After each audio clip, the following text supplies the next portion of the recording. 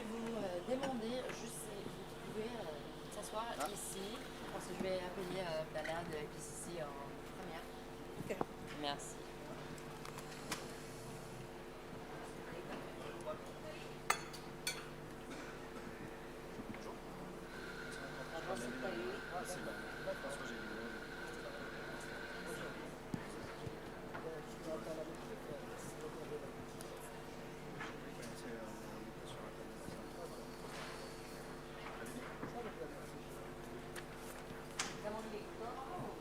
¿Estamos?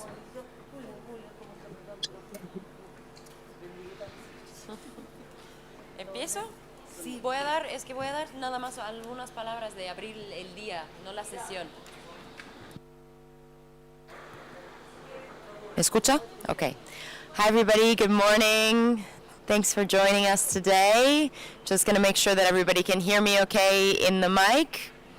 Yes? Okay, wonderful. Great. Well, thank you all so much for joining us here today. My name is Claire, and I am the WMO Youth Focal Point, and it's my great honor to welcome you to today's joint sessions on gender, youth, and indigenous knowledge at the IPCC, Mary, and WMO Pavilion at COP29 here in Baku. And I'm thrilled and honored today that we will be having an entire day of joint sessions on these three very important topics. But I must admit that when we started to hear about the way that we would organize today's sessions, I was a little bit overwhelmed, because to hear about joint sessions on gender, youth, and indigenous knowledge are three topics that deserve a whole day amongst themselves, let alone to have all together and across three different organizations. But as we've organized the sessions today with the three organizations and across these three different topics, I've come to realize that it doesn't make sense to tackle these topics together. It doesn't just make sense to tackle these topics together, it's essential. These three communities, our youth, our women, and our indigenous communities, all represent marginalized voices who have long been outside of the climate community and the climate justice conversation. So climate justice, gender equity, and the integration of traditional knowledge are all deeply interconnected. And we hope today across these sessions to show you all and our audience just how much they're interconnected and how we must address them together. These three communities, our women, our youth, and our indigenous peoples, have long faced systemic barriers that exclude them from climate decision making, despite being disproportionately impacted by the impacts of climate change. So I'd just like to share with you a couple statistics before we get started to lay the groundwork for the day. And in fact, I'm going to ask you in the audience if you know these statistics, because they're pretty common ones, and I hope you do. So women and children are disproportionately impacted by climate change. We know that. But just how much? So in a disaster, women and children are how many more times likely to be injured or killed in a disaster, do you think? 2 times more likely? 3 times more likely? Does anybody have an idea? It's actually 14 times more likely. Women and children are 14 times more likely to die in a disaster than a man. That's incredible. That's absolutely astounding, and a statistic that shows their increased vulnerability in 2024. A similar statistic that should equally scare you is that 1 billion children today are at extremely high risk of the impacts of climate change. 1 billion. That's half of all children. So today we really hope to inspire you to see just how much we need to change these stories, how we can change these impacts and help these very vulnerable communities become much more prepared to face disasters and to speak and be involved in our sessions, in our communities, and particularly in our climate science. So I'm just going to walk us through a couple of the sessions that we'll have today, because it's quite a packed agenda. We're going to start our morning off in just a couple minutes with the Mary session on ancestral skills and climate change. And I'm really looking forward to hearing this session, as it will address how cultural heritage and ancestral knowledge can be brought more into the climate conversation and help us understand how to better mitigate and adapt to climate change. They'll launch a book on ancestral stories and climate change, which I'm very much looking forward to hearing more about, which will set the stage for the discussions throughout the course of the day.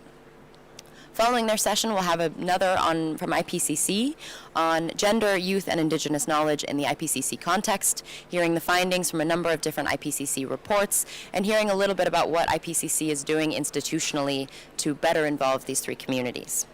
From there, our sessions will become a little bit more youth and solutions oriented.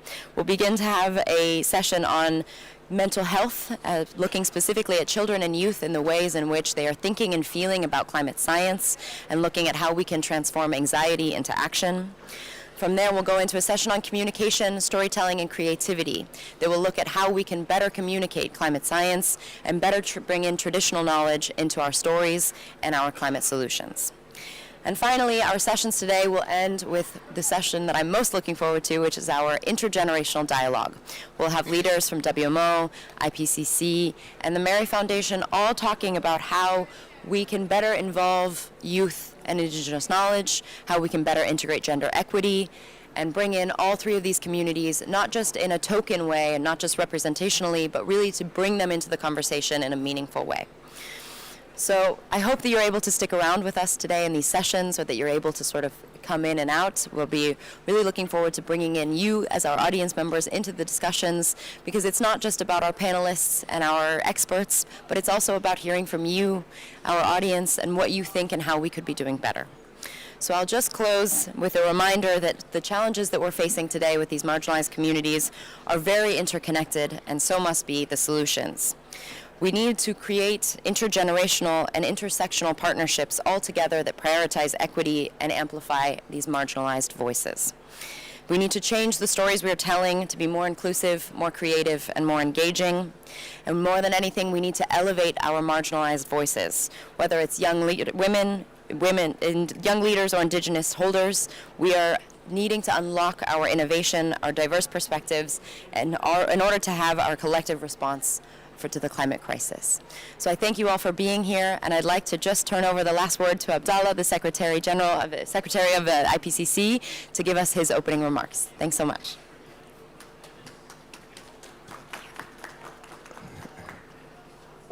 Thank you very much, Clara. I think it was a sort of invitation last minute, because we were discussing yesterday about the opening and so on. But I'm really proud because first for you, because I think you are coming from WMO, our parent organization, and also you are representing all what we are going to discuss today.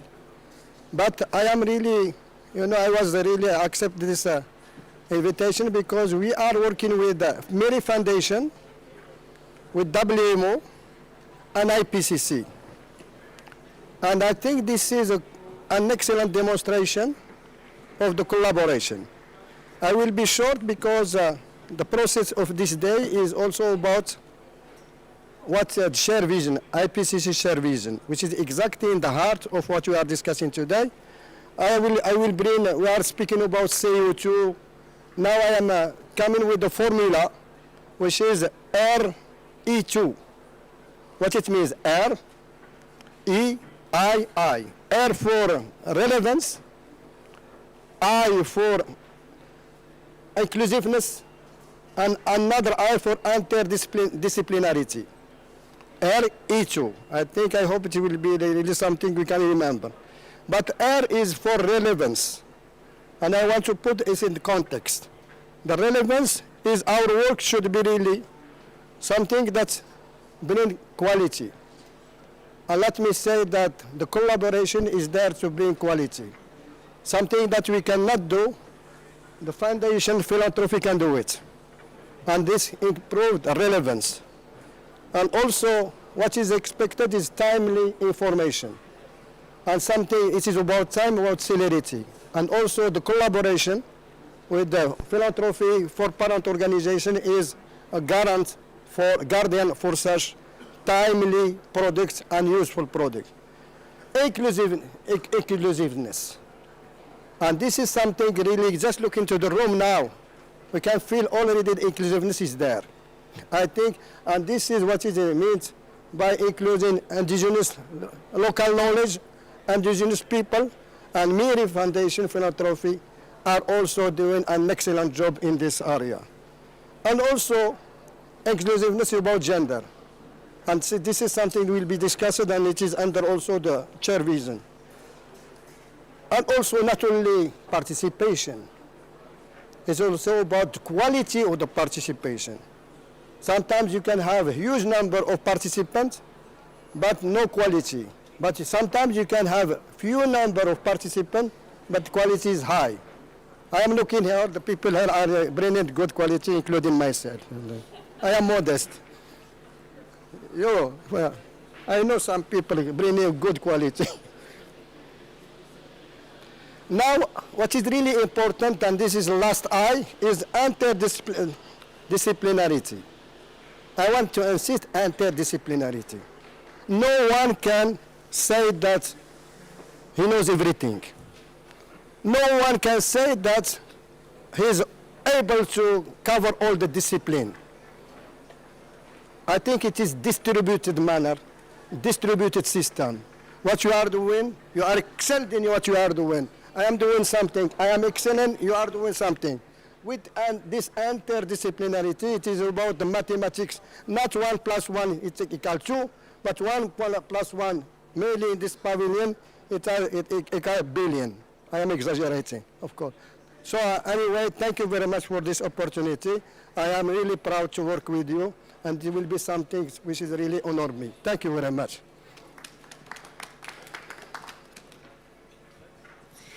Okay, thank you so much, Abdallah, for those remarks and for being willing to join us at the last minutes. And I'd now like to give the floor to Patricia from the Mary Foundation to open the first session.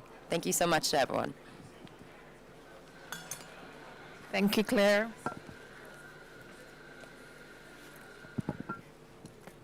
So, hi everyone, I'm Patricia, CEO of Philanthropic Corteselari Mary Foundation. We are very proud to be here in this special day where we are organizing a lot of joint events. And as Claire said, we are going to start with the first joint event about ancestral skills and climate change, learning from our ancestors. First of all, I wish to invite on the podium the different panelists, the brilliant panelists that we are going to have this morning with us. First of all, Mr. Ramon Pich Madruga, IPCC Vice Chair. Can you come to the podium, please? François Gélineau, Vice Rector for International Affairs, Sustainability, Development and Philanthropy from University of Laval. Then, I don't know if we have or not Daniela Diaz, Ricardo. Could you tell us if we have Daniela Diaz? Then could we have Rosa Ramos, please? If you can come to the podium, and Betsabeth Martinez Gutierrez. I don't know if Betsabeth is coming or not.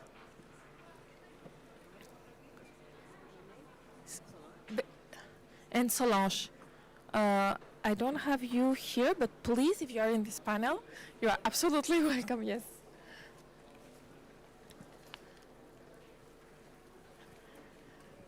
So it's a really pleasure to have all of you here. I'm going to start in giving a few words about the importance of this.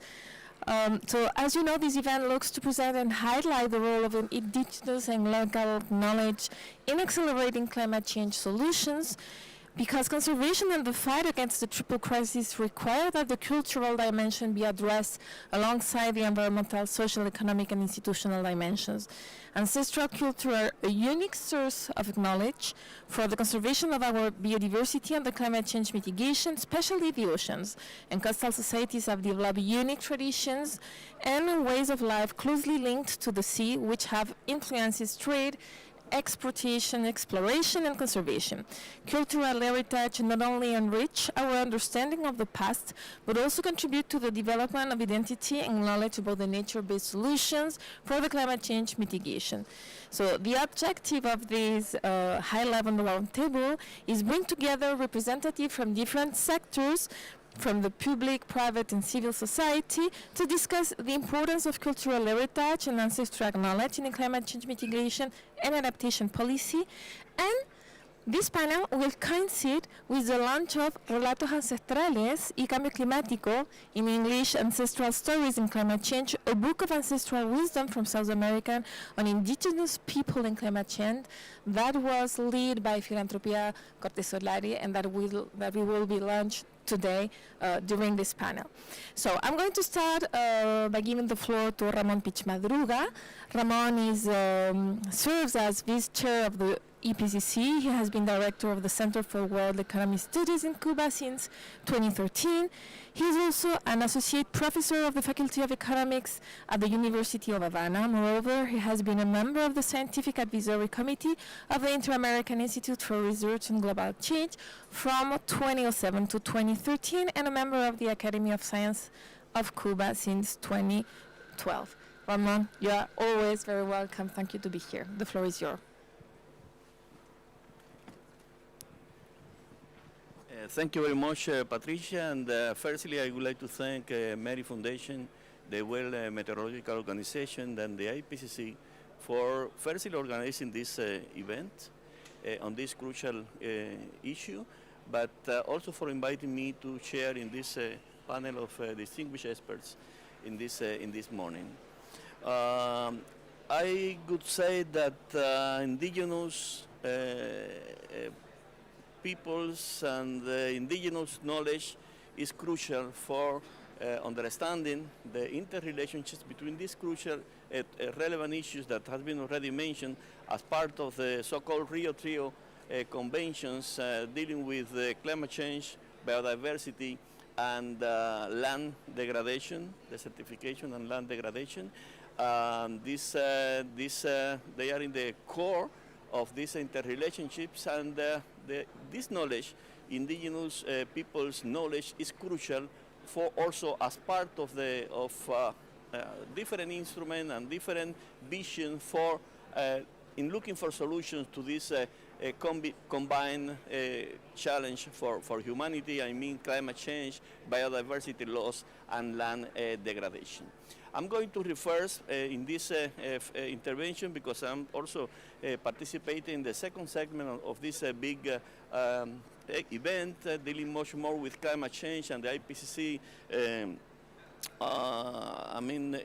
finding with regard to this issue. In this case, I'm going to refer more to the contribution of these indigenous people's knowledge in the looking for solutions for biodiversity loss. And in that sense, I would like to start by saying that firstly, the context-specific perspective of this knowledge, I mean the context-specific perspective is typical of indigenous and local knowledge system, where knowledge production does not typically seek to explicitly extend or validate itself beyond their specific geographic and cultural context. So this is one aspect that I wanted to emphasize. Also, that nature managed by indigenous and local community is under increasing pressure at the moment. According to the global report by IBES, at least a quarter of the global land area is traditionally owned, managed, used, and occupied by indigenous people. And according to this report, also among the local indicators developed and used by indigenous peoples and the local community, 72% show negative trends in nature that affect, of course, their livelihood and well-being. Also, has been assessed that nature managed by indigenous peoples and local community, as I said, is under growing pressure due to growing resource extraction, commodity production, mining, and transport, energy infrastructure, with, of course, adverse consequences in many cases for local livelihood and their health. Nature for indigenous peoples is life, is food, is medicines, is health, is energy. I mean, they are closely interconnected, and They are, of course, part of this integrative approach that we are following, or the IPCC and IPBES are followed in their respective integrative assessment process. Areas of the well projected to experience significant negative effects from global challenges, including the climate, biodiversity, and land degradation in general, are also home to large concentration of indigenous peoples and many of the world's poorest community. So what has been said in terms of that these communities being disproportionately affected, not only by climate change, but also by other global challenges is an important point that should be stressed as part of the solution, equitable solution, just transition, inclusion, that should be part of the agenda when talking in general on not only of indigenous people, but in general of the participatory approach that governance should take in dealing with all these global challenges. It is important to call the attention that regional and global scenarios lack an explicit consideration of the views, perspective, and rights of indigenous peoples and local communities. And this is something that should be further developed. This is also a finding of the global assessment by IPBES.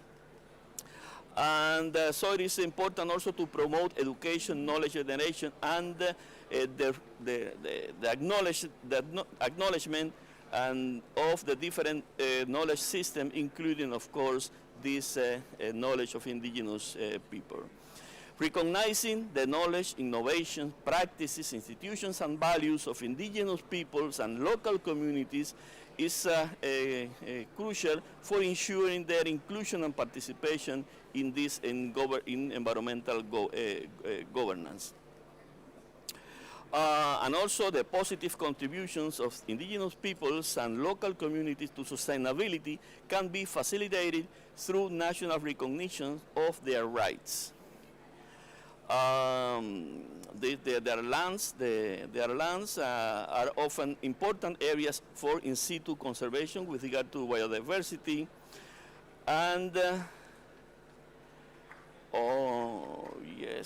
another, just to conclude, with regard of some of the ingredients that should be taken into account when dealing with this when dealing with this aspect is that indigenous and local knowledge systems are locally based, but very relevant at the global level.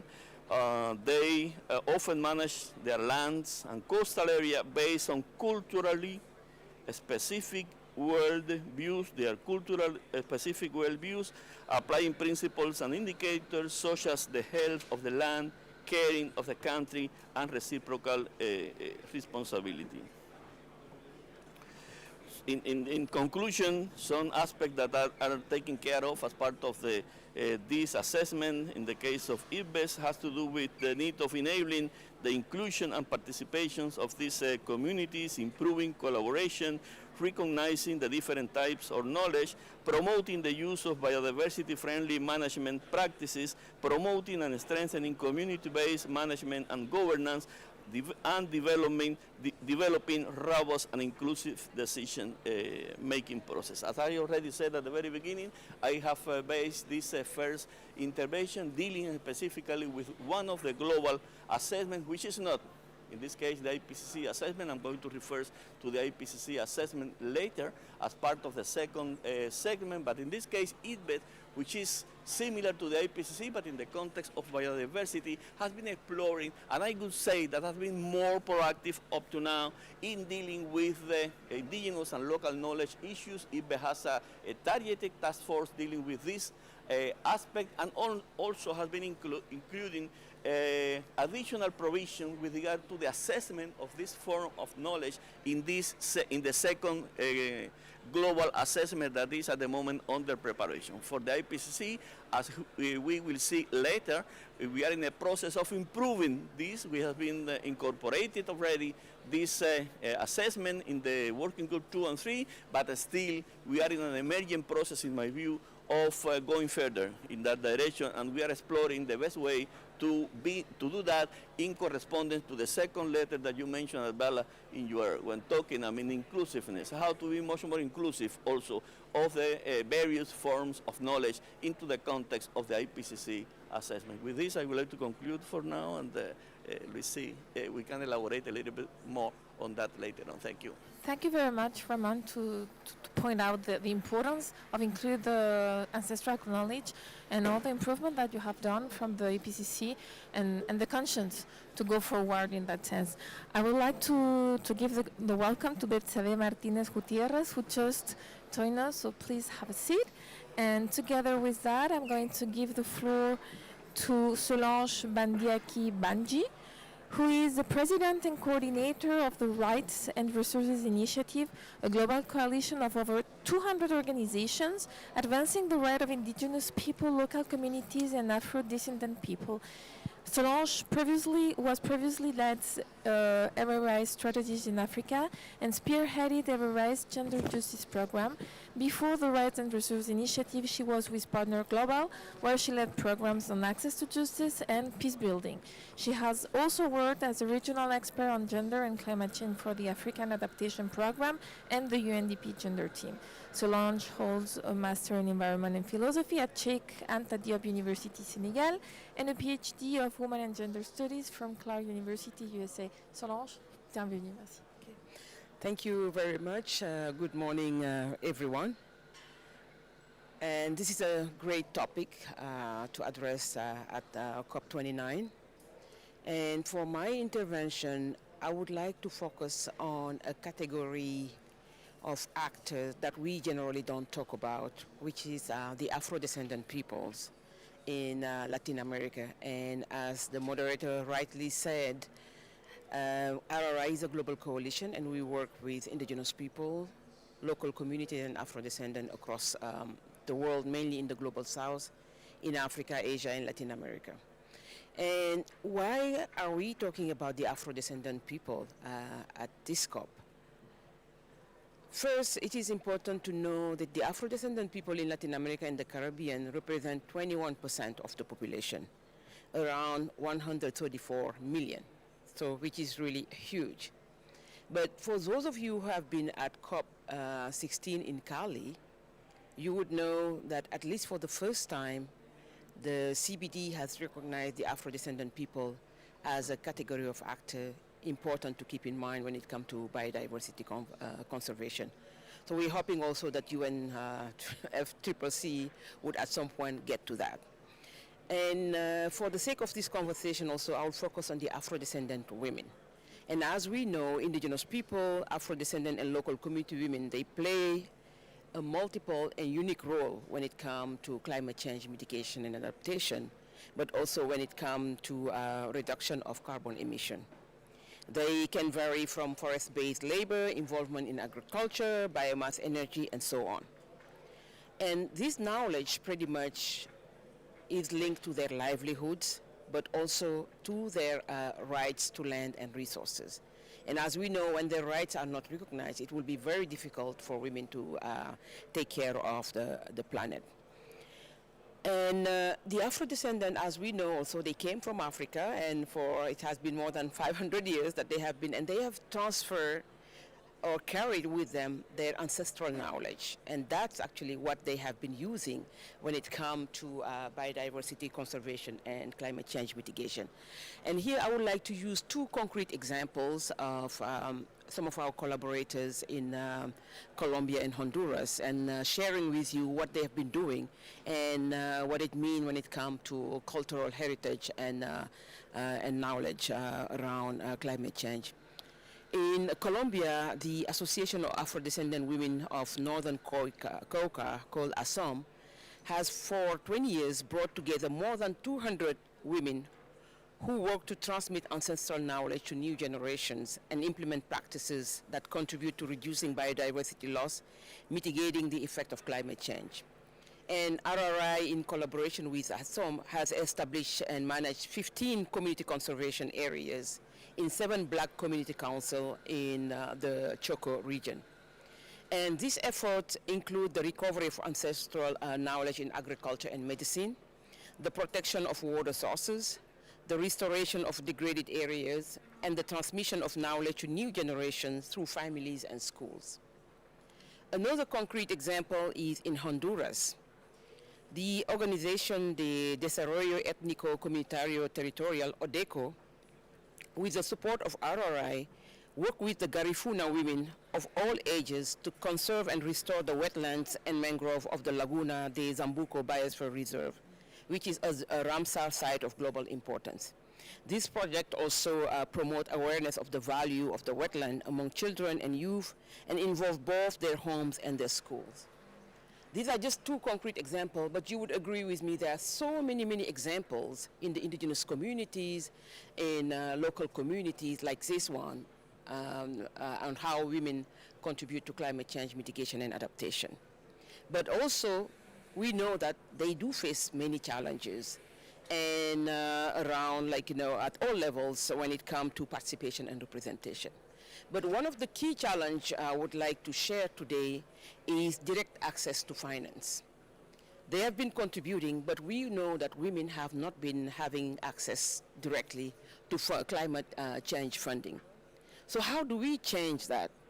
And to me, this is really a call to action for a gender-inclusive climate finance, because if we want women to keep on having their role around as land managers, food providers, and leaders in rural enterprise, we need to make sure that climate funding goes directly to supporting these women's organizations, being indigenous women, local community women, or Afro-descendant women. And thank you. So this is what I wanted to share, and a call to action for that. Thank you. Thank you very much, Solange, to put the finger on something that very few talk about, the Afro-descendants in Latin America and the Caribbean. We always talk about the difficulties to be a woman in our regions, and obviously Betsabe could talk about this, but it's probably worse when we are Afro-descendants. So thank you for deep doubt.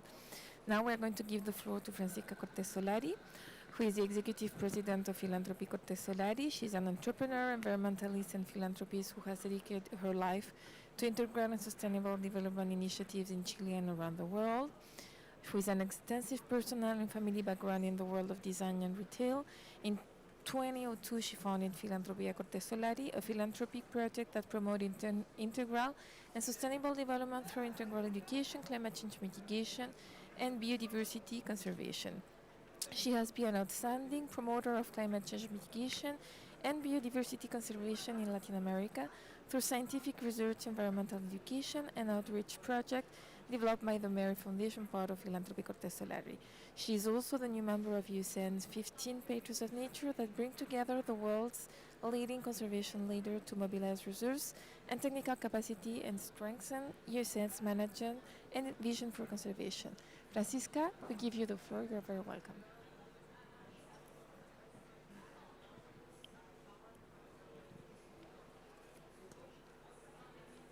Muchas gracias, Patricia. Bueno, comentarles que yo no estaba dentro del panel. La que iba a estar en el panel era Dani Díaz, pero tuvo un problema. Dani Díaz fue la encargada de poder, la antropóloga que aglutinó en el fondo el proyecto que ella iba a presentar y que vamos a presentar ahora. Nosotros hace 22 años que venimos trabajando en un territorio, trabajamos en 3 territorios en Chile, pero hace 22 años que trabajamos en un territorio en el norte donde nos encontramos con comunidades indígenas muy arraigadas y con muchas tradiciones, por lo tanto con una cultura y una comunidad indígena bien consolidada. De hecho, acá al lado tengo a mi amiga hermana de San Pedro de Atacama, de donde hicimos este proyecto. Como les digo, Francisca. I'm going to translate because we have a problem with the translations. Hay un problema con la traducción. Hay un problema con la traducción, así que voy a seguir yo. So I'm going to continue the translation. Okay. Go on.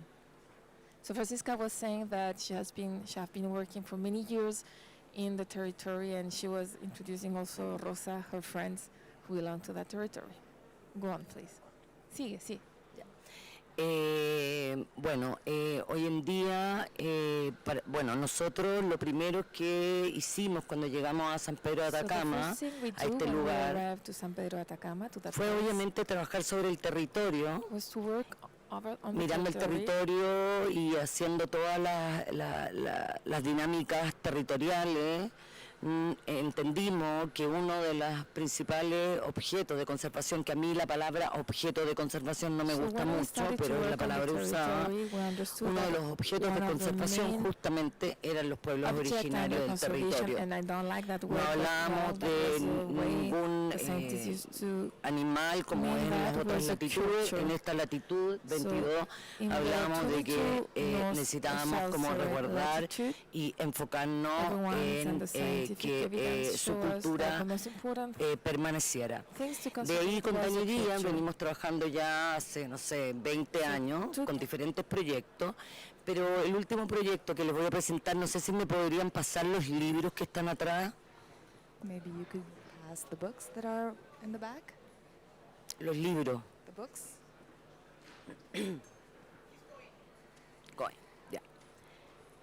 Entonces, ¿qué fue lo que nosotros entendimos? Que lo primero que teníamos que hacer en el territorio, primero que nada, era ver cómo rescatar lo inmaterial que tiene que ver con el conocimiento y la sabiduría ancestral, que hablamos como de el origen. ¿Ya? ¿Cuáles son sus tradiciones? ¿Cuáles son sus oficios? ¿Cuál es su cultura? ¿Cuáles son sus ritos? Veíamos que los abuelos, habían algunos que ya estaban muy avanzados en edad, y que si ellos se iban, en el fondo nos íbamos a quedar sin la información, que es una información trascendente, yo creo que para el mundo. Y de ahí nace esta segunda colección. La primera colección fue una colección de oficios, donde nos demoramos también 3, 4 años por lo menos en sacar los 14 libros, y ahora sacamos este nuevo libro, que para mí es una joya. Hablamos de saberes ancestrales y cambio climático. El año pasado ya presentamos el primer libro, con la idea de decir, bueno, vamos a llegar a la segunda COP, pero con todos los libros ya hechos. Hablamos de que está relacionado absolutamente con el cambio climático y los pueblos originarios y la sabiduría ancestral de la agricultura, del manejo del agua, de la semilla, de los ritos que hacen en cuanto a la agricultura.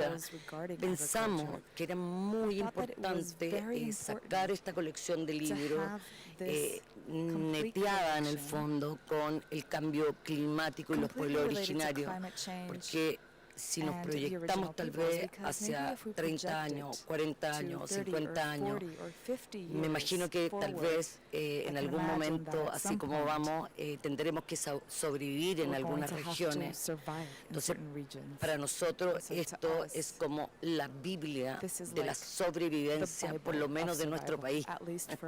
Pero esto debería ser igual un legado para el mundo, porque hay mucha información y obviamente se van juntando también con otros intereses también, no solamente de los indígenas del sur, sino también del norte, del este, del oeste. Al final los pueblos originarios tienen cosas que son muy comunes, y eso es lo bonito que yo encontré cuando me metí a trabajar en las comunidades. Sentí de que habían formas, ritos, altares, conocimientos ancestrales, de un respeto a la naturaleza, de un respeto cuando se va a sacrificar un animal, un respeto cuando se va a plantar la semilla.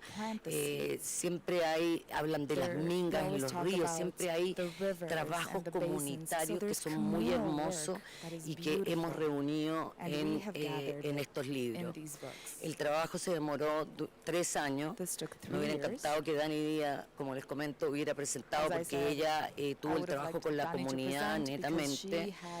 Creo que lo más importante es la relación con las comunidades, y lo más importante para nosotros fue de que esas personas confiaron en nosotros. was that those people Fue trusted complejo us. porque It was quite había difficult como and una complex disociación because there was a en el sentido de que tenían un poco miedo They were de a little poner bit esto en el afraid of mundo exposing this to the world. y estaban en esa disociación de And so there entregar was este this dissociation conocimiento, between pero por otro delivering this lado knowledge, but entendieron on the que era other hand, they importante understood entregarlo, por the lo relevance tanto and the importance le of it. agradezco a And so todas las I personas que deeply thank participaron en everyone who esto, participated que in son this, de pueblos originarios y no solamente, that are sino part of the que original la peoples, but producción, los participated in the videos, production and todo the lo tratamos de videos. hacer We con la try to do comunidad. everything Es decir, with el the community. proyecto es un proyecto project comunitario is a completo, community project. circular. Circular and full. Así que, bueno, voy a dejar estos libros So I'm después gonna leave aquí these books here para que cada uno so that pueda everyone can retirar. then Tenemos 2 packs de estos, cada obtain uno se one puede of llevar them, un everyone libro can take para one que book puedan ver la so that you can calidad see the de lo que hay adentro y of que what's ojalá inside. que puedan And I hope that transmitirlo you al can mundo, then llevar este conocimiento al promote this to the mundo, world, porque take este es this un knowledge to the conocimiento world, que es because this is transversal en el knowledge that mundo. is completely Entonces, bueno, con eso me cross-cutting quedo. throughout the Ojalá globe. que So I puedan hope llevar that este you are able to conocimiento, take aunque this sea un knowledge, libro a at algún least lugar, one book y cualquier somewhere. cosa nosotros And if you tenemos need la anything, then disposición we de are poder also available hacerles llegar. También tenemos to libros en send you inglés, books. We el have pack lo books in tenemos en English. inglés y lo The tenemos pack en is available in español, English y and nos interesa Spanish. que lleguen a And buenos our lugares, que interest lleguen is a los that they lugares donde se arrive to the necesita, a las proper places, the universidades, places a los that they are colegios. needed, Obviamente, universities, nuestro schools. desafío es que Obviously, entre our en el, challenge is to en el make sure that it currículum de educación en enters Chile. into the curriculum Eso of sería Chile's nuestro education. sueño. That would be Así our que bueno, dream. con eso me quedo So con I los will sueños, end me here. quedo también I con la importancia also want to de hacer proyectos que pinpoint sean the relevance of making concretos, projects that are specific. y me quedo con esto, con lo concreto y con el tesoro que And hay with the dentro treasure de este material. that is Muchas in this gracias. material. Thank you so much. Thank you very much, Francisca, for this beautiful. The people that were around you knows that it is a huge effort that you have done to bring this culture here to this COP. And now I'm going to take this opportunity to give the floor to Rosa Ramos.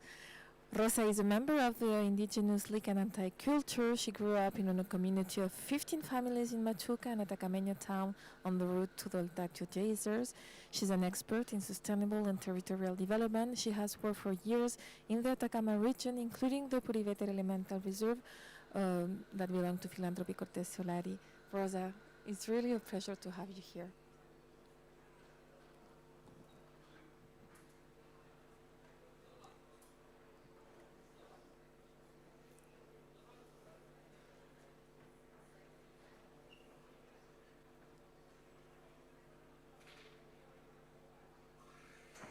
Aló, aló.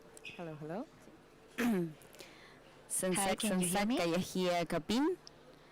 Esa es mi lengua, kunsa, I just spoke in y my les saludo language. con un muy That's, buen día, un buen The sol. greetings to say.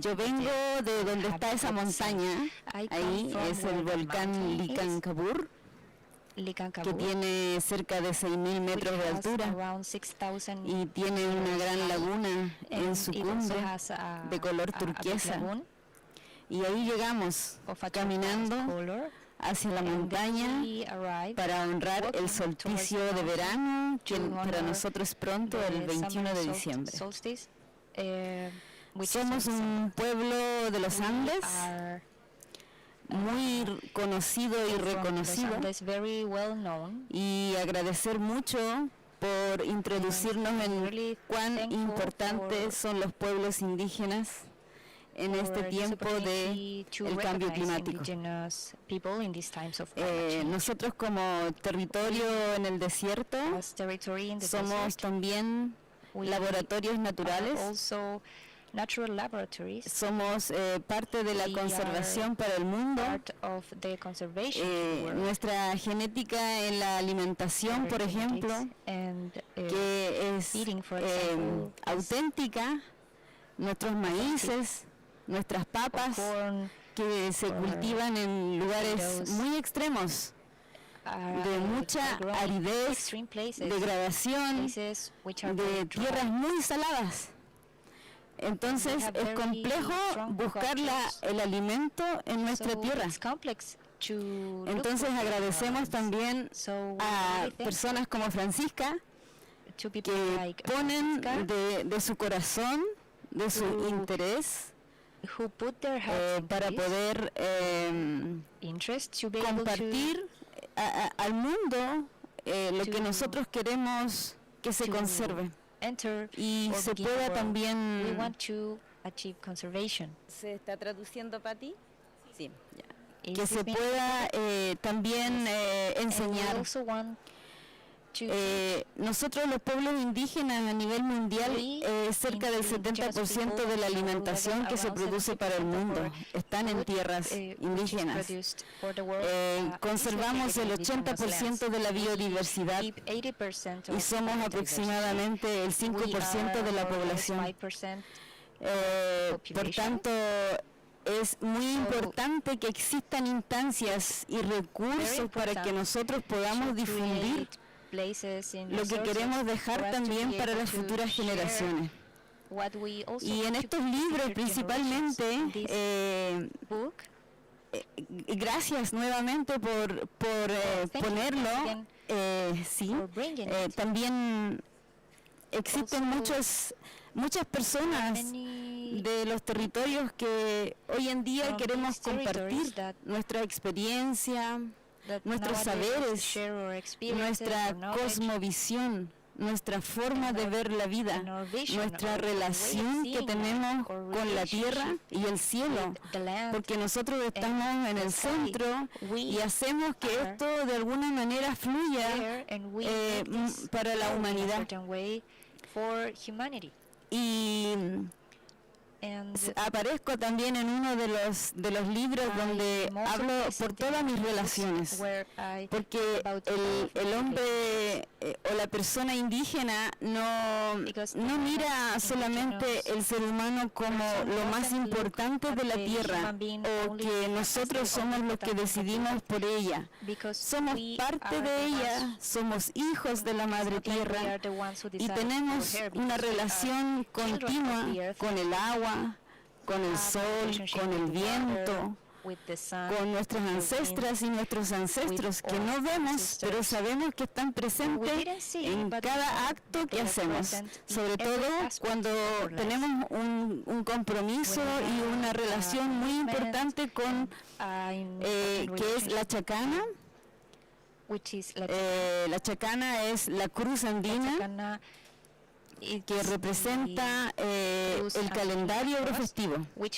Y todos los pueblos originarios del mundo funcionan en base de un calendario agrofestivo que se manifiesta entre los solsticios y los equinoccios. Y en esos pasos del universo a veces se hace, a veces solamente está. No respetamos los procesos como nos enseña la tierra. Hay momentos que hay que sembrar, hay momentos que hay que cosechar y hay momentos donde la tierra descansa. Y ese es el momento donde nosotros aprovechamos de hacer otras cosas mientras la tierra descansa. Porque cuando despierta la tierra, que es el 1 de agosto, para nosotros es una linda ceremonia, porque ese día es un cambio de tiempo donde el sol viene de regreso a la tierra y está más abrigado y ella despierta. Y nosotros hacemos ese día una ceremonia importante para recibir con mucho calor, con comidas, con fiestas, con hoja de coca, con licores, con danzas, para darle la bienvenida y comenzar el proceso nuevamente del trabajo de la tierra. Luego vienen los carnavales. Y en los carnavales es donde se agradece la cosecha. Bailamos y honramos mucho los frutos y también siempre el convite a la madre tierra. Y así durante el año vamos celebrando de acuerdo al calendario nuestro tiempo, nuestra alimentación y que la madre tierra nos recibe en la vida, nos alimenta y también nos recibe cuando nos vamos a otra vida. Entonces somos seres que tenemos que constantemente estar en reciprocidad, en el aini que le llamamos, la relación entre el humano y la naturaleza, para poder vivir en equilibrio. Y por eso también subimos a nuestras montañas, donde se escuchan nuestros rezos, donde nos conectamos con nuestros apus y las energías para pedir la venia de un nuevo tiempo y comenzar el próximo año. Agradecer mucho también por este tiempo de que se valora las semillas, que son también un patrimonio importante para la humanidad. Y sin la semilla, sin el agua, son un complemento muy importante. El agua para nosotros, y en especial en uno de los desiertos más áridos del mundo, donde tenemos que competir con otras industrias en nuestro pueblo, es importante hoy en día poder difundir a la humanidad lo importante que es la conservación y la alimentación natural, porque gracias a eso vamos a poder vivir más tiempo, más felices y sin tantas enfermedades. Muchas gracias. Thank you very much, Rosa, to share with us your feelings, your moment, your culture, your knowledge. Thank you very much, really. Now I wish to give the floor to Betsabe Martinez Gutierrez. Betsabe is Mexican from the indigenous Zapotec community of Santiago Matlahan in the beautiful city named Oaxaca. She has been selected to attend the United Nations Climate Change Conference, and Betsabe was selected along with 11 other young Latin Americans, and she's the only one from Mexico for the scholarship, which consists of being an observer at the Climate Change Conference. Gracias, Betsabe, por estar aquí. Eres muy bienvenida. Te damos el piso.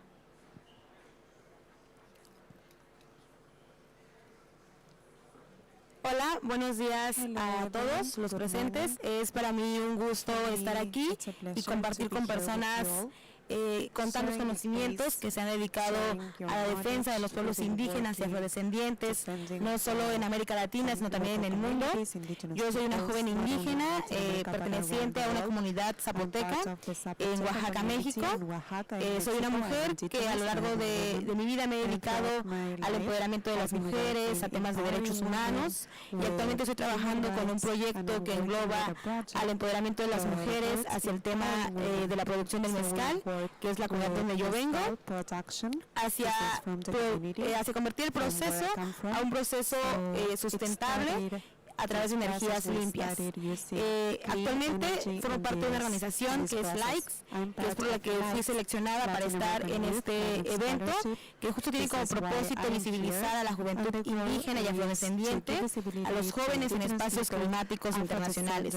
Creo que los jóvenes en este tipo de espacios tenemos un reto de ser visibilizados, pero como jóvenes indígenas y afrodescendientes tenemos un doble reto. Hoy me siento completamente agradecida con nuestra organización por permitirnos tener voz en este tipo de espacios, por permitirnos visibilizarnos como jóvenes, para visibilizar nuestras luchas, nuestras comunidades, lo que somos y lo que defendemos. Creo que este tipo de espacios debe justo visibilizar a la juventud indígena. Tenemos que estar comprometidos y también ser visibilizados en la NCQG, que es la nueva meta colectiva de financiamiento climático, que se está trabajando y que es un tema central en esta negociación, en esta cumbre climática, y que justo tenemos que tener el acceso directo al financiamiento de las comunidades indígenas, ya que somos las primeras en vivir de forma directa las consecuencias del cambio climático por la estrecha relación que existe a través de la cosmovisión y de nuestra identidad. Justo como comunidades indígenas, a lo largo de los años, como mujeres, a través de nuestros conocimientos, hemos sido protectoras del medio ambiente, de rol como curanderas, como parteras, han sido una estrecha relación entre el ambiente, las mujeres, el respeto hacia la biodiversidad. Justo el proyecto que trabajo en mi comunidad tiene como ese tipo de enfoque, que es el empoderamiento de las mujeres a través de una producción de mezcal que actualmente está causando un daño ecológico debido a la industrialización de una bebida ancestral. Las mujeres hoy jugamos un papel fundamental en este proceso, ya que como mujeres hemos salvaguardado y respetado el proceso ancestral del mezcal. Y yo creo que en esta ocasión tenemos un segundo reto de no llevarlo a la industria, sino regresar una mirada al pasado para poder regresar y llevarlo a lo que es lo sustentable a través de energías limpias.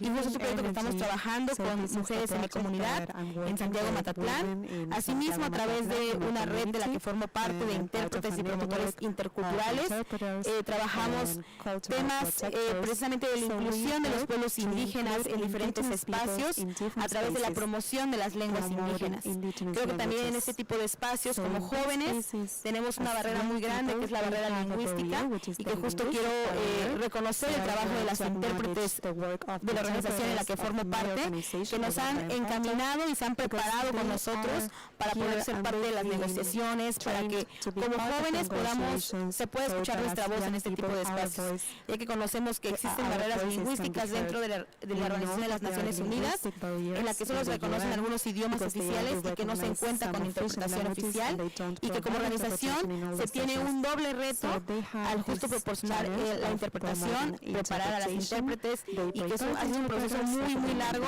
para poder llegar aquí, para que nuestra voz se escuche, para que podamos entender las negociaciones y finalmente para que nos podamos sentir incluidos en este tipo de espacios, que creo que es algo muy importante que las organizaciones deben tomar en cuenta. No solamente estamos aquí para tener una foto, para ser reconocidos en este tipo de espacios, sino también para que nuestra voz se pueda escuchar. Y hoy justo quiero como agradecer a las organizaciones que trabajan en la visibilización de los jóvenes, de los pueblos indígenas, de los pueblos afrodescendientes, porque somos nosotros quienes merecemos estar aquí, somos quienes debemos ser incluidos en este tipo de espacios, somos las comunidades más afectadas, las comunidades vulnerables en el sur global, y que creo que debemos estar muy tomados en cuenta en las negociaciones que se llevan a cabo en estos espacios. Muchas gracias. Muchísimas gracias, Betsabe, por tu testimonio. And to explain also what is it about the mezcal. Mezcal is a traditional drink of Mexico, and as you said, now it has known a new huge commercial campaign, so it's really a huge issue. So thank you to explain that also. And now we are going to give the floor to François Gélineau, who is the Vice Rector International Affairs and Sustainable Development, responsible for EDI and philanthropy at Laval University since July 2022.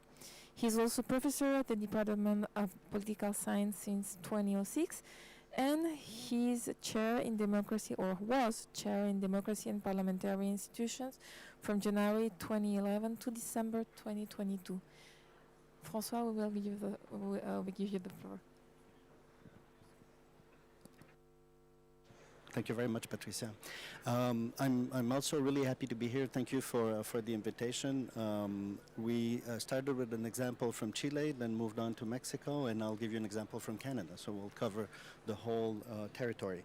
I have to say, though, that I'm not a member of an indigenous community. I'm here to talk about the experience that we had at Université Laval. Francisca will remember last year we had in a similar panel I described the same program that I'm about to tell you all about, and we had a student of that program that was in the audience who gave her testimony about her experience in this Guardian of the Territory program that I'll talk about in a few minutes. So what I'll do today is I'll give you an example of the inclusion of ancestral knowledge in fighting the climate crisis from a Canadian university perspective. Essentially, maybe to start with the Canadian context, the latest population census in Canada established that the indigenous population is about 5% of the total population. To put things into perspective, At Université Laval, we have less than 1% of our students that are of indigenous descent. So we do have a lot of work to do. Throughout Canada, there's about 600 recognized First Nations governments and communities, and a little bit over 10 years ago, the government of Canada launched a Truth Commission, or Truth and Reconciliation Commission, and they published a report in 2015. In this report, we found over 94 calls for action for reconciliation. I could talk about the content of the report, but let's leave it for discussion if anyone has questions. I'll focus more on, before telling you about the program, I'll focus on a few of the barriers that exist to the inclusion of ancestral knowledge in the way we function in universities. There are, of course, structural barriers to the participation of indigenous community in universities. Part of it has to do with access to university per se. The indigenous population has less scholarly preparation in order to attend universities. There are some socioeconomic challenges, and universities are also often located really far away from indigenous communities. And lastly, campuses are rarely well adapted to their needs. There's also the fact that within the non-indigenous population, there's often a lack of knowledge and of the traditions of native peoples, including their language. Although we do in the public school system offer courses, and there's still a lot that has to be done in order to expose non-indigenous people to the reality of native population. Another barrier in universities is that there's no formal recognition of ancestral learning, ancestral knowledge, my apologies. As most of the ancestral knowledge is communicated through oral transmission, it doesn't benefit from the same history that we have in universities, or the way we function. And lastly, there are major funding issues, and philanthropy, at least in our case at Université Laval, has been key to advancing on these issues. So in this Truth and Reconciliation Commission, out of the calls for action, there was an appeal to universities across the country to include in their curriculum more content about ancestral knowledge, and mostly include Native people, not only as students, but also as faculty members. In 2022, we received a major grant from the MasterCard Foundation, which allowed us to launch a program that we called In Action with Indigenous People. This is a strategy by which, that was designed by, with, and for Indigenous people. It aimed at increasing the presence of Indigenous people on our campus, both as students, employees, and faculty members.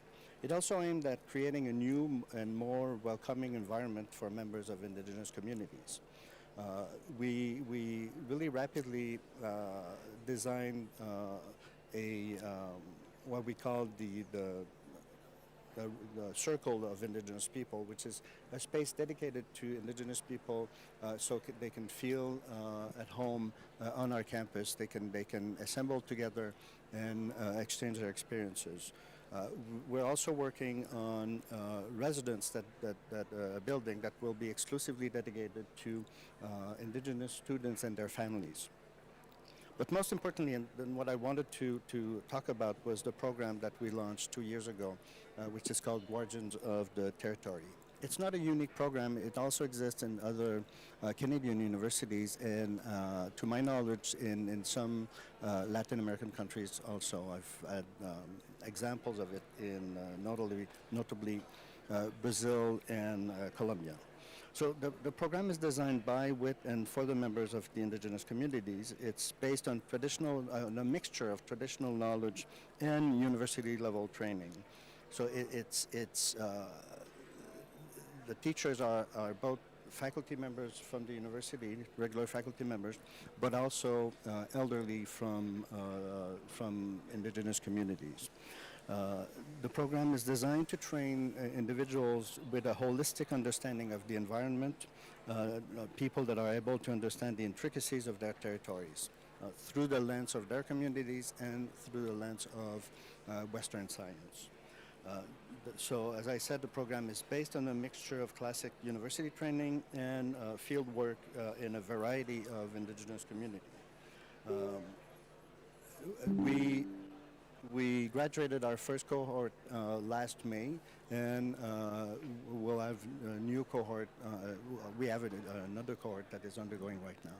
So it's the Université Laval's commitment has been to try to be more inclusive in order to bring indigenous knowledge within our curriculum, indigenous people within our community, and developing along with them a new offer of training and research that is better aligned with the priorities of these communities.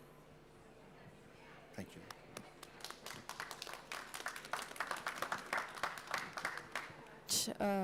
François, for everything that you have been done thus far in the Université Laval. It's look really interesting, and certainly it's the first time that I have heard that such an effort have been done in this kind of university.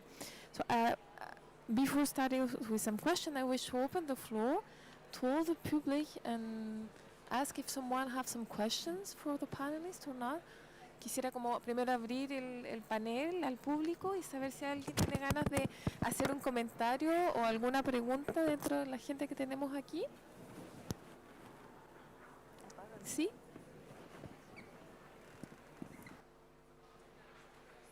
Thank you. Nayak Sutinag Freddy Sebastian, which in Aymara means my name is Freddy Sebastian. I'm from the Aymara culture, and I have the glad to work at the Atacama Desert next to the Salt Lake of Atacama. And I would like to make 3 commentaries. First, in our language, Aymara, Puri means gold. But in Kumsa, Puri means water. So I was wondering, maybe when Incas just came until the Atacama Desert, maybe they asked the Atacama people, Licanantay, where is the gold? And of course, Licanantay people shows them, this is our gold, the water. So this is something, it is not scientifically understood, but it's something I believe as an indigenous people. On the other hand, last September in Nature Review, there was published criticized to the fact that indigenous people has protected the 80% of biodiversity worldwide. But it's more, the critic is more focused on the procedure, on the methodology. So I would like to ask to this very important panel their opinion about this.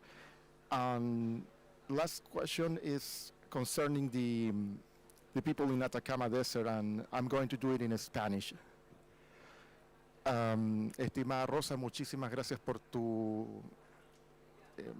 intervención inspiradora, no solo hoy, los otros días también.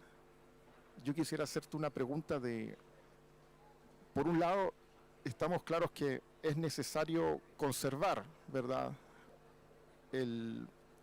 la Patagoiri o Pachamama o Madre Tierra en los territorios. Sin embargo, gran parte de las comunidades también están de acuerdo de tener tratos con grandes compañías que están extrayendo minerales como el litio, el cobre, y eso implica también extracción de agua, que es lo más preocupante.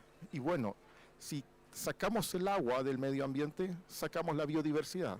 Si sacamos la vida, se pierde la capacidad de la Patagoiri de acumular el agua. Entonces, ¿cómo ves tú la salida entre que algunos quieren que se extraiga y no se extraiga, sobre todo en el contexto de esta COP, en donde probablemente se va a aprobar el artículo 6, el cual regula los mercados de carbono y por lo tanto va a dar una justificación mayor a los gobiernos para que intervengan en nuestros territorios ancestrales. Thank you very much. Muchas gracias.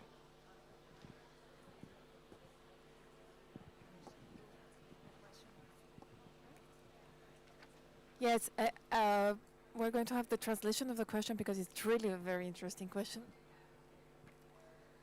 Rosa, thank you so much for your inspiring speech. My question is, on the one hand, we have the need to preserve and conserve Mother Earth. But on the other hand, we have large communities that agree to have associations with mining companies that mine for different minerals like lithium, among others. And all of this mining requires water. So without water, we cannot have biodiversity. And without life, then we cannot have the accumulation of water. So I guess my question is, how can we find a solution to this problem, especially in the context of this current COP, where Article 6 will probably be approved, and then governments will have a better justification to interfere in indigenous territories? Gracias, hermano, por la pregunta. For the question. No solamente agregar a tu pregunta, sino I don't just want to add complementar también que somos un territorio donde están los minerales críticos. Que nosotros pedimos que se llamen minerales en transición. Creo que los instrumentos que nosotros tenemos como indígenas, como pueblo indígena, más aún estando aquí, se agradece mucho todo lo que uno puede aprender y recibir como herramientas, como instrumentos para poder llegar allá también y alumbrar el camino.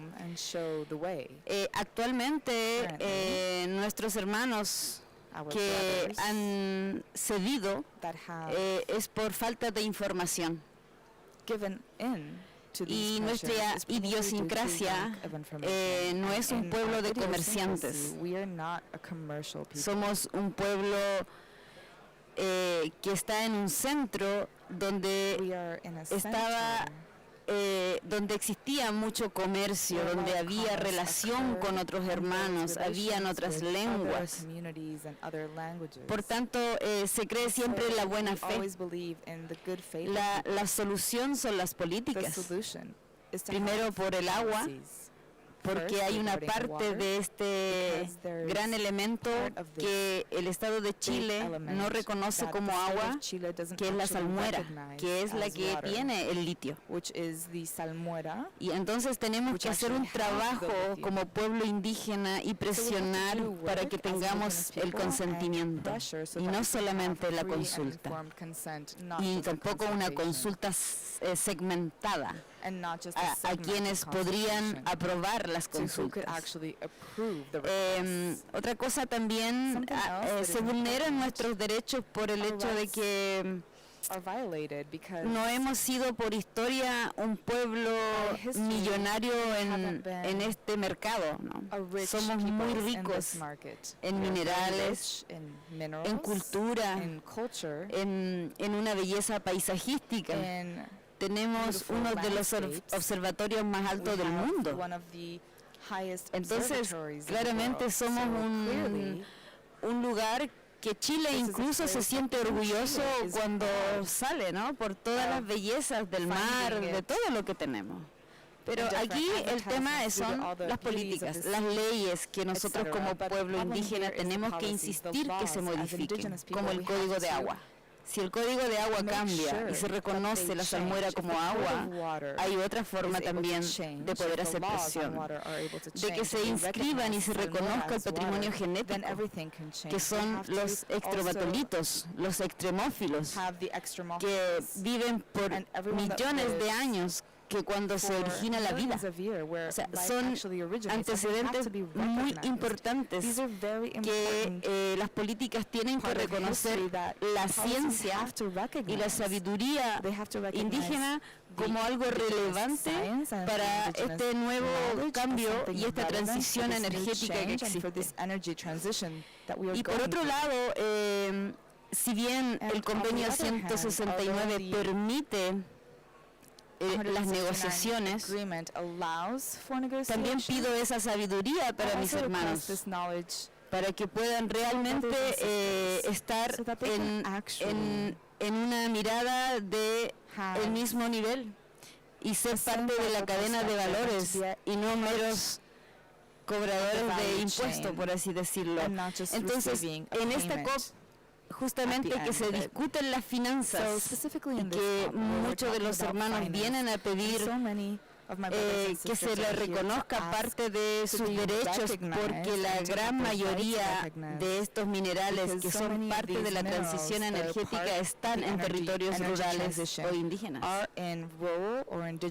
Y ha sido muy poco ese reconocimiento, donde tenemos precisamente que competir con espacios, con el agua, respirar la contaminación, y las compensaciones son muy en desequilibrio.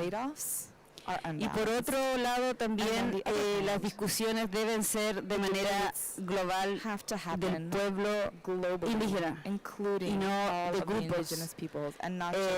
Y que si existen grupos también que puedan ayudar a todo el pueblo, porque la madre tierra no hace diferencia. Somos todos hijos de la madre tierra. We are all her gracias. sons and daughters. Thank you. I don't know if someone else wants to answer. Yes, Solange? I would like to respond to the question around the 80% controversy. I think the main question that we all should be asking is, who owns the land? Who owns the forest? Who owns the carbon? Who owns the water? And what we know is we have the state or government that legally claim that they own most of it. But what we know also, when you take from a legitimacy standpoint, indigenous peoples, local community, and Afro-descent have been living in those territories, managing the forest for centuries, if not like millennials, and they have been doing it, so they have been owning it.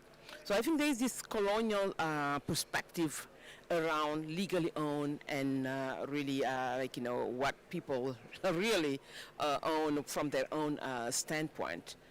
And just taking the land aspect, we know that indigenous peoples and local community only own 11% of their land. The rest is legally owned by our government and the private sector. And here the question should not be around the scientific methodology, but mainly how do we switch the narrative? How do we move to go to doing indigenous-led research? Because over there you will see that there is ownership of the data. The way the indigenous people relate to their territories, the way they can interpret their territories from their own perspective, I think that's what really matters. And that's how we need to switch, moving away from Western ways of doing research. Not saying that it's bad, no. But when it comes to around indigenous knowledge and territories and what we're talking about, cultural heritage, we need to start really promoting locally led research and research data owned by indigenous people. Then that way we can know this is how they perceive it. But if we start going from, the methodology and so on, then we get lost. Yes, I wanted to go with you or Betznabe. Betznabe, no sé si te tradujeron lo que acaba de mencionar Solange. Solange hacía referencia a que hay que cambiar la mirada bajo la cual en el fondo se analiza la ciencia y que de alguna manera habría que ir a buscar desarrollo científico en las tradiciones territoriales de los pueblos originarios, de sus saberes. A propósito del comentario que hacía el otro compañero de si en el fondo de esta polémica de que había que el 80% de los territorios está en manos de pueblos originarios y que en el fondo son ellos los que hacen el 80% de la conservación, ¿o no?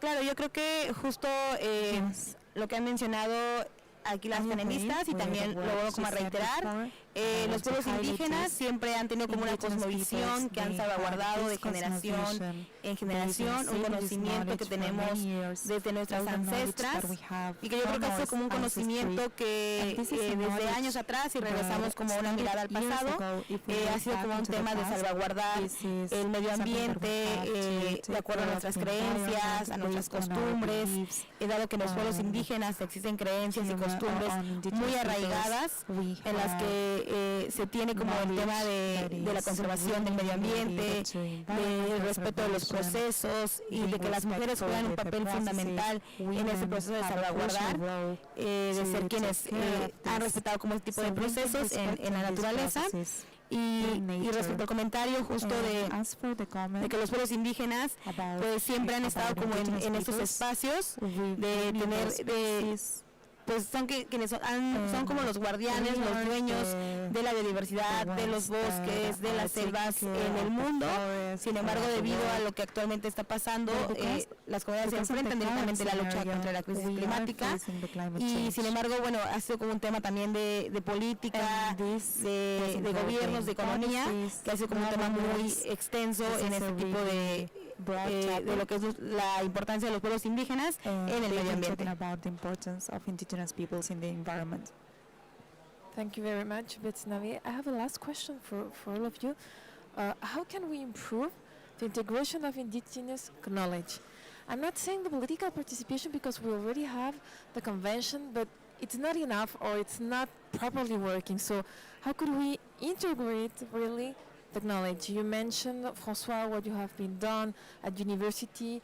What can be improved considering what we have here in this panel?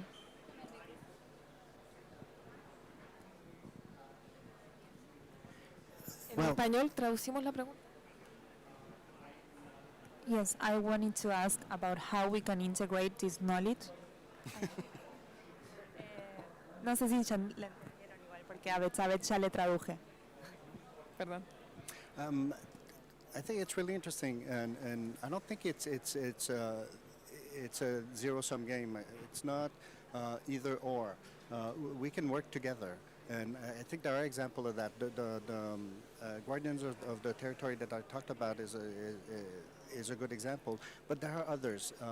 The University of Estadual de Sao Paulo in Brazil works with native people, for example, to do a geographical survey of their land, and they're actually doing it with the Western science side of it at the same time as they're working with the communities. So it's like a two-layer project. I think we need to combine our efforts. On your first comment about the 80%, I think we need to recognize that the ability to find the right balance between what has to be done and how to exploit the land is in the hands of native people. I mean, and again, it doesn't mean that we can't extract resources from the ground, but we need to do it respectfully. And I don't think that non-indigenous people have the capacity alone to do it, so we need to do it jointly. And it's all about land ownership. I totally agree. It's a major issue, and we need to resolve this, because after all, I mean, we're all going to suffer from the consequences of overexploiting our lands. It's not just an issue of preserving one community or another. It's preserving the global community.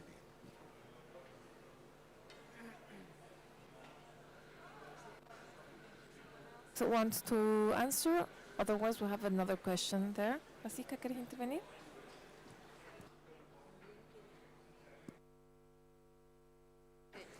También quería aportar algo que creo que también sirve, todo sirve en este momento para que podamos encaminarnos y buscar esa sinergia y ese complemento que necesitamos entre todos.